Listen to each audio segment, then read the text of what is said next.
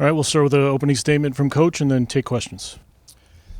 Tough night, tough finish, not the finish that we obviously wanted. I want to tip our hat to a really good football team in Bowling Green. Coach Leffler's done a really nice job building that roster, and they've had a really nice season. So tip our hat to them. But we have not finished the way that we wanted to, not tonight, not last week. And so, you know, those things are disappointing. But I am thankful for that group of men in the locker room, our players, our coaches, our staff, those seniors.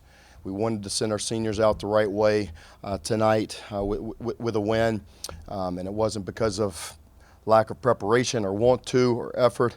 Ultimately, football comes down to blocking, tackling, catching, throwing, and being disciplined enough to do your job. We did not do that well enough tonight, but I'm thankful for the foundation that we have built. I am excited because we have set a new standard. There's been highs and lows like there are in every single season, but as I look back on my first season and the foundation and culture that we're building, we are setting this thing the right way. There are always bumps along the way, setbacks, but it's how you respond. And I think this motivates us even more as we head into the off season, but gives us encouragement to build on the things that we did well and things that we still need to improve on. Coach, you talk about, kind of going into this offseason, and how much does, again, it wasn't that finish that you guys were hoping for, but how much does this fuel the players of wanting to get after it this offseason, recruiting trail for you and the other coaches, and for the guys either hitting the weight room, film room, whatever it may be, to come back better for next year? Lights a fire under me.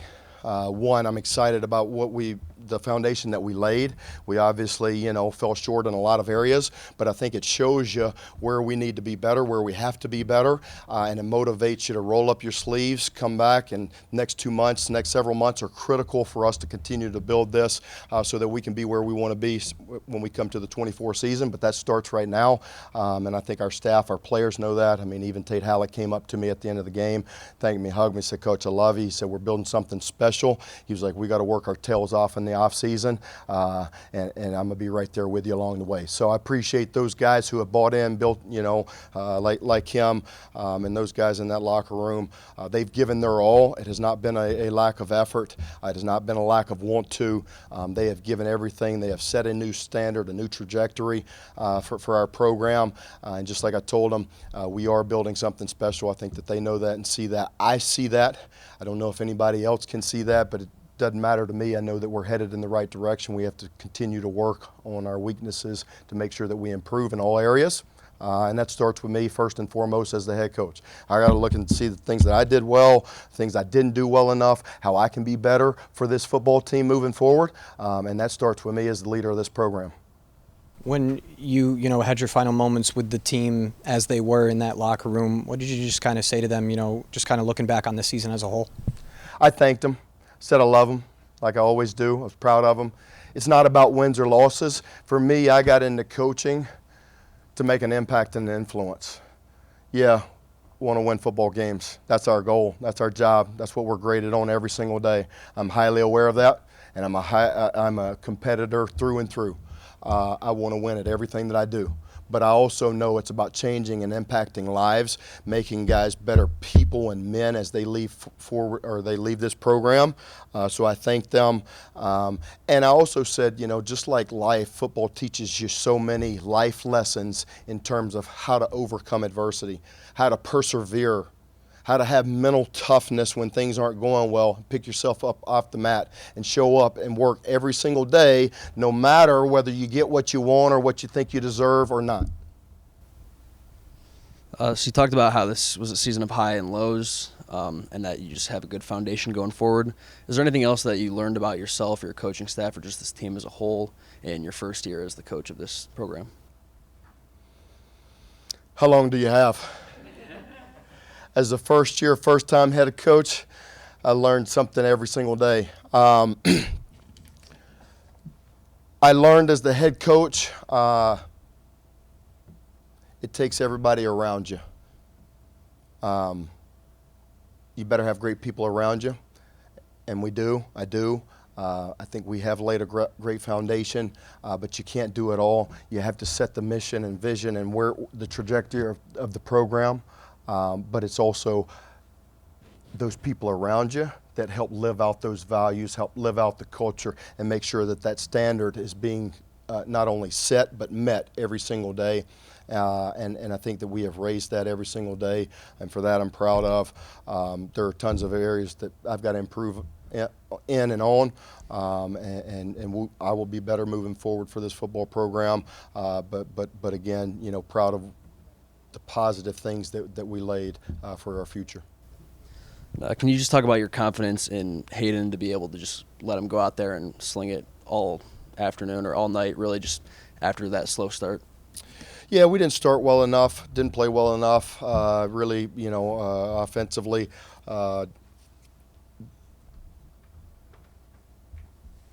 just on Hayden. We've got confidence in Hayden. We named him a captain tonight. We've named him a starter. I think he's earned that. I think he's shown that he can be efficient and run our offense. We have to play better in all phases around him, but we also have to play disciplined enough to do our job every single play and not be distracted by the good plays or the negative plays and get off track. You know, he obviously made a couple of throws that he wants back. I want back. We all want back after that. But listen, he came up to me after and said, "Coach," he said, "I'm going to make up for that mistake." And I appreciate the way that he's worked every single day. I think that he is raised, you know, he's one of those special players and great players and leaders that make others around him better because of how hard he works. They see his work ethic, and it raises the standard of what everybody else thinks needs to be set. And so he didn't play perfect tonight. I know he's probably upset, but I'm proud and thankful for him and what he did. He prepared like the starter every single day, no matter where he was on the depth chart.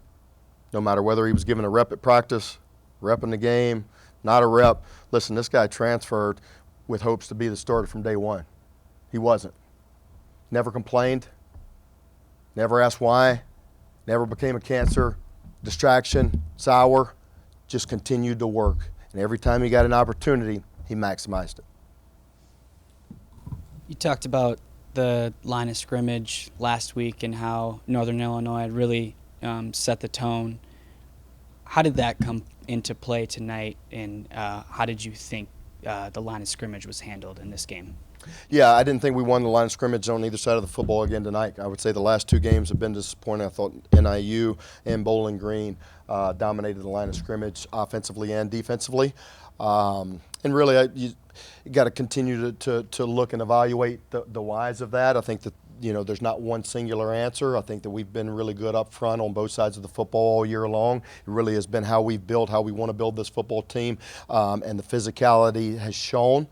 We have not shown that the last couple of weeks. And listen, there are no excuses. But we've been razor thin. And I think when you get to this point of the season, banged up, lost some guys. We ran out of gas. And that's not an excuse. We've got to find a way to dig deep and continue to do that. Just felt like you guys needed a spark today. Mm-hmm. Offensively, what did you feel like was the root of that from even last week and now here this week? Do you feel like it's the line of scrimmage, or do you feel like it's a kind of collective thing?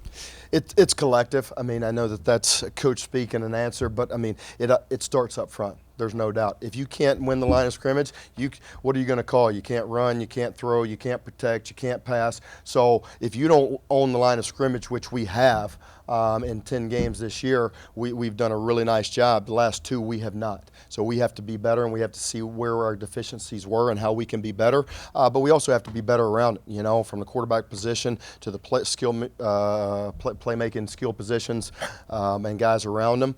So it really falls on all of us, but we didn't play well in any of the three phases. I mean, at times we play well, but the consistency and discipline to do our job every single play has not shown up. When we have played well and you guys have gotten glimpses of what the standard is and what we can be, when we can play that way consistently, we can be a dang good football team, really good football team. But if we can't play consistently enough, and we have one good play and a couple of bad plays, or a couple of good plays, 2 steps forward and 3 steps back, and we can't play complementary football offensively, defensively, and special teams to play consistent enough that way, we'll never be good enough. But I can tell you one thing, we will be disciplined, we will eliminate the self-inflicted wounds, or we'll find somebody else. As we move forward, the standard will be the standard. That kind of just leads into my next thing. I mean, what do you think is the next step for this program, and what needs to be done moving forward? There's a lot of work that's got to be done. Recruiting starts immediately. We obviously, with signing day coming up, with the transfer portal window opening up, we have to hit the road running.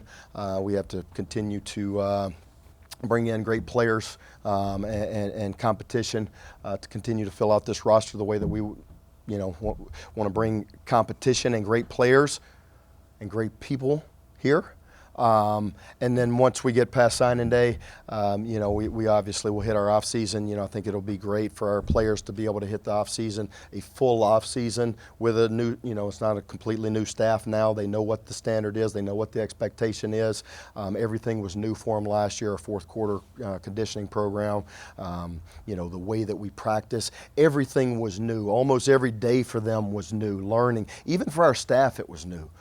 Them getting used to my standard and what the expectations are. So they will be better moving forward. And we know as a staff we have to be better, that we were deficient in some areas, and we will be better. But we're going to look and continue to build on the things that we did well. But we're going to be very honest and direct in terms of how we address our weaknesses. Coach, Jalen Buckley passed 1,000 yards this year. How important is he going to be for this team going forward? He's one of those guys who had a huge impact this year. 1,000-yard rusher, big play after big play, big run after big run, continued to make an impact. And he's another one of those guys who's going to be a core centerpiece of what we're building and who we're about. I mean, you look at this guy, he was a walk-on, all right? He showed up and worked every single day. Never says anything. He leads by example, whether he got a ton of reps or not, whether he was on scholarship or not. He was the same guy every single day. And he showed up the same way every single day this year. After the big, huge first, we award him with a scholarship. He has a great first game against, he continued to show up. Never let success, never let failure deter who he is. And really his convictions of what he's about. And so, thankful for him. I didn't say this at the beginning, but I do want to thank our fans. We have the best fans in the MAC. We have the best students in the MAC. We have the best atmosphere in the MAC and support. That's the reason that I wanted this job, okay, because of the support that we have here, all right? And it takes all of us to be great, but I want to thank them. There was a lot of people there tonight, okay, when we weren't playing for a bowl game. We did not play well, and they were there till the end. So I want to thank those people, all right, and we're building something special. I also want to thank our athletic director, Dan, President Montgomery. It's Thanksgiving, so I'll say a lot of thank yous, and be thankful for a lot of things right now. But for them to entrust me to lead this program means a ton. I don't take that lightly. Wake up every single day knowing what the mission is, what I want to accomplish, what the expectation is of this program. But there are special things happening here in Kalamazoo. We took our team last night to watch the women's volleyball team, MAC champions. They're where we want to be. You look at men's soccer, women's soccer. There are special things happening on this campus, and I'm excited to be a part of it, and we're going to be part of those things that are special here. For any player that wants to be a part of your team next year, can you give a vision on what kind of guys you're expecting in the locker room?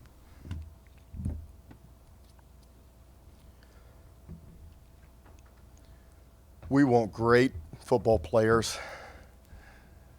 with great character that love football and exemplify our core values. I think our guys now understand what our standard is. but we also know what we're looking for recruiting-wise, and it's all the intangibles. Listen, we want great football players, we want great human beings, but it's all the things that you can't measure. It's all the intangibles that we talk about, the effort, the attitude, the toughness, the discipline. What does his heart look like? What does his toughness look like when things aren't going well? How does he respond? Those are the things that we're looking for. The things that you can't measure in a man are what make a man special. Thank you, Coach. Thank you, guys.